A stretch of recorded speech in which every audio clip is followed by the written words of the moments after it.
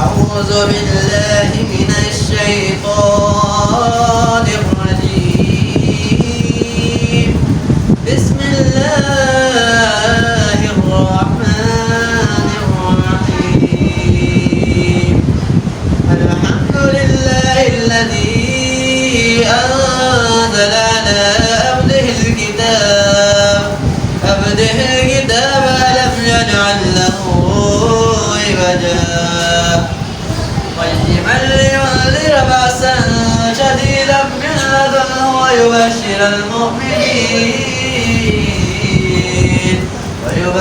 المؤمنين الذين يعملون الصالحات أن لهم أجرا حسنا ماكثين فيه أبدا وينذر الذين قالوا اتخذ الله ولدا ما لهم به من علم ولا لآبائهم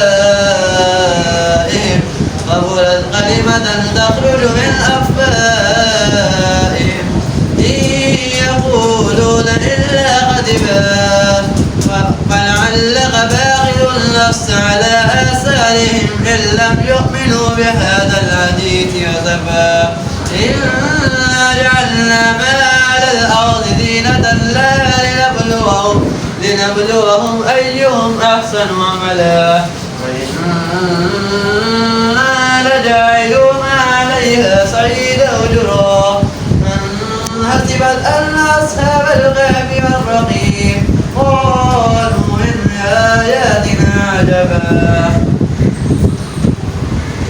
اذهب الفتنة للكهف قالوا ربنا آتنا من لدنك رحمة وهيئ لنا من أمرنا رشدا صدق الله العظيم.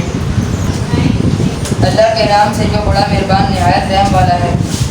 تعریفیں اللہ کے لیے ہیں جس نے اپنے بندوں پر یہ کتاب نازل کی اور اس میں کوئی ٹھہر نہ رکھی. ٹھیک ٹھیک سیدھی بات کہنے والی کتاب تاکہ وہ لوگوں کو خدا کے سخت عذاب سے خبردار کر دے اور ایمان لا کر نیک اعمال کرنے والوں کو خوشخبری دے دے کہ ان کے لیے اچھا اجر ہے جس میں وہ ہمیشہ رہیں گے. اور ان لوگوں کو ڈرا دیں جو کہتے ہیں کہ اللہ نے کسی کو بیٹا بنایا ہے. اس بات کا نہیں کہ انہیں کوئی علم ہے اور نہ ان کے باپ دادا کو تھا.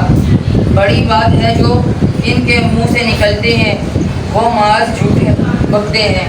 اچھا تو اے نبی شاید تم ان کے پیچھے غم کے مارے اپنی جان کھو دینے والے ہو گئے. یہ اس تعلیم پر ایمان نہ لائے.